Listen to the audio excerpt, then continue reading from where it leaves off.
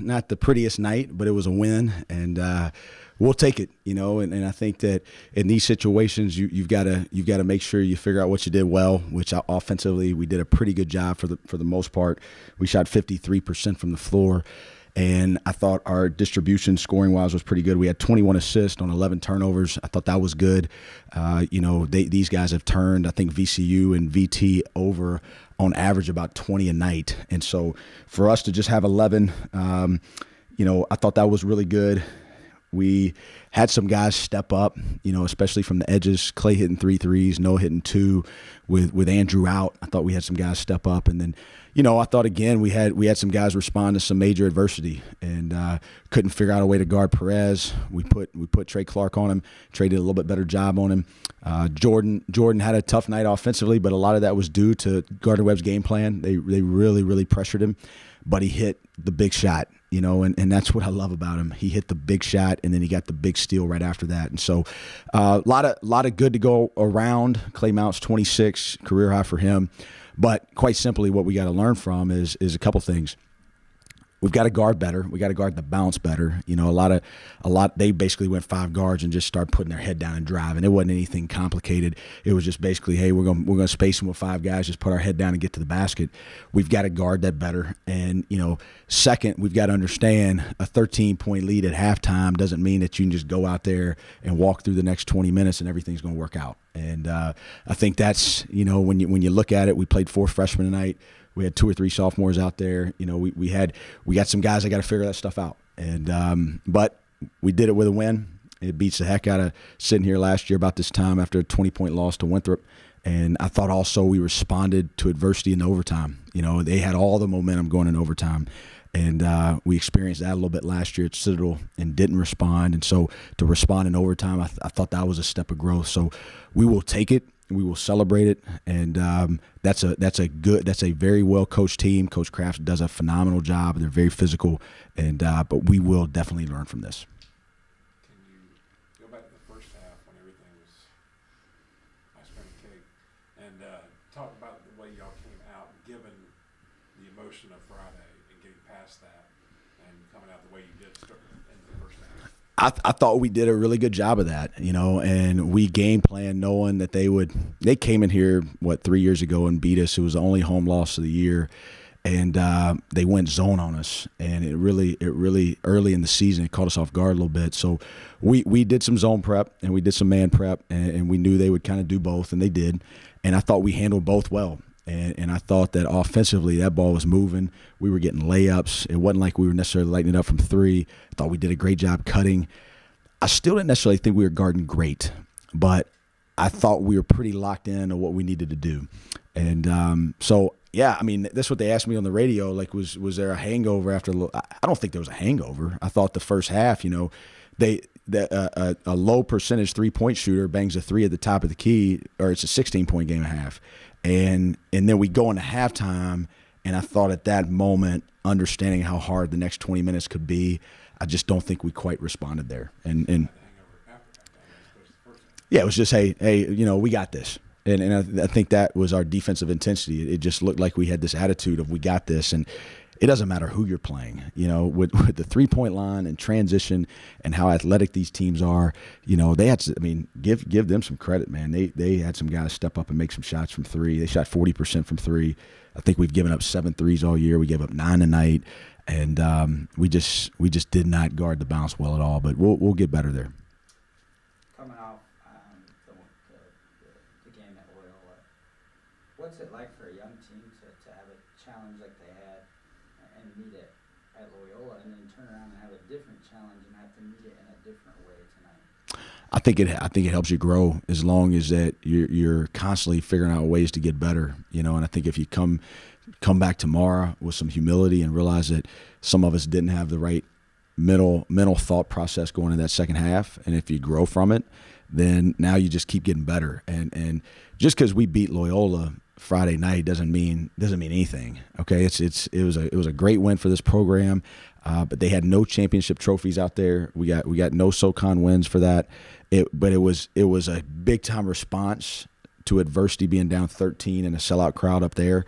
And tonight, I thought we had to deal with a different type of adversity, right? we had to deal – like when you're down 13 to a really good team, it's like, hey, keep fighting. When you give up a lead and you're out there on your home court, you're kind of looking around like, man, how is this happening? And getting your team to just, hey, take a deep breath. You know, we get to respond too. And I thought we did a good job. I thought Coach Perry did a great job right when the buzzer went off. We didn't get a good luck at the end of regulation. That's on me. But I thought Coach Perry did a great job. He got them together quickly, and he made a firm point that this is anybody's game, and it's going to come down to who responds. And they were up 3, right?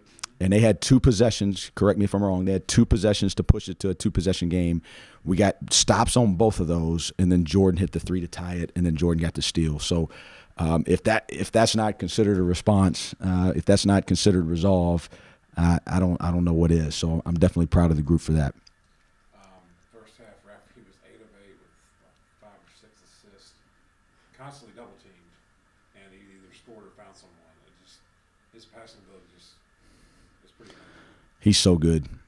I mean, he's so good, and we've got to do it better. That's the first time they fronted hard on him, and they really did a good job denying him in, and then they really increased the ball pressure. And they made some great halftime adjustments offensively and defensively. They threw an action in the second half that we haven't seen on film and gave us some problems, and we had to make some adjustments. But we'll figure that out. We've got to be better screeners for Matt. I think that, the last play of regulation, we were trying to screen him to the block so that they couldn't front him, and we just completely missed the screen. And so we're supposed to set a cross screen, get it into him. If they switch it, he's got a guard on him. They didn't switch it. We just completely whiffed on the screen. And so if people are gonna play like that, we're gonna have to screen them to the block, and then we're gonna have to do some high lows, and we're gonna have to do some things where we can throw it in there. But we'll make adjustments to that. And but man, what a competitor! What a competitor he was. And 10 rebounds, 24 points, 6 assists. Pretty good night. Does it help Matt to have guys like Clay and guys like Noah that can also score the basketball? It takes a little bit of pressure off him, I would think, and it helps him be able to facilitate the offense a little bit better because they can't just concentrate on that. Well, if they're going to bring all that help on Matt, then it's going to open up some offense for others on the backside and on the perimeter, and that's where guys got to be shot ready, and we've got to play 0 seconds basketball back there and make quick decisions, either shoot it, move it, or drive it, and we'll get better at that. You know, I thought we stood around a little bit too much in the second half. Once we did get the ball to them, we got to continue to be good cutters, but we got to be shot ready. And I still stand by the fact that I think this team's a better shooting team than what we're showing right now. I think that we got some guys that we saw a couple of them, like Clay shot the ball better tonight.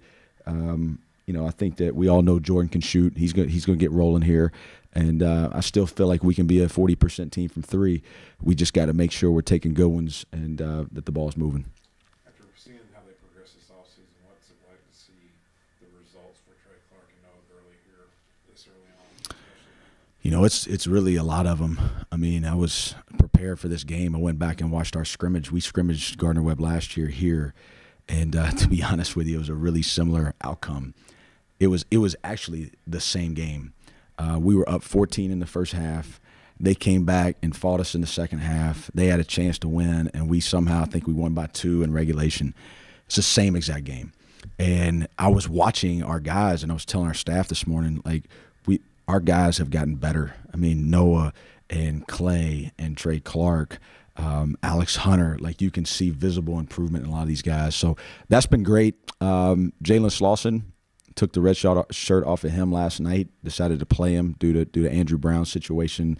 We just don't know how long Andrew's going to be out. Took it off, and to be honest with you, I made a few mistakes tonight. One of them was not playing him more. I just thought he played hard. I thought he sat down in his stance. I thought he guarded. And to be honest with you, that was one of the main issues tonight. We just did not get in a stance and didn't take pride in guarding the basketball. And that's going to be what some teams decide to do, right? If they don't feel like they can get us through the block or in their ball screen actions, if they can't get us in screening actions, they're going to say to heck with it. We're just going to put our head down and go to the rim and see what we can get. Last question I have. This is the 40th win at home since the start of the 2015-16 season. Just talk about that and what it means. Timmons Arena has meant to this program and playing at home and making this an atmosphere atmosphere that's, you know, one of the more hostile ones for opponents to come into in the SoCon? Yeah, you know, we've been fortunate at home in the last few years. We've shot it really well here. We've defended. We've played with pretty good energy here, and you know, it's just this is home, right? This is home, and I think that if we can continue to find ways to, you know, continue to build the environment, the atmosphere, and really get some energy in there. And you know, I thought tonight we finally got some energy.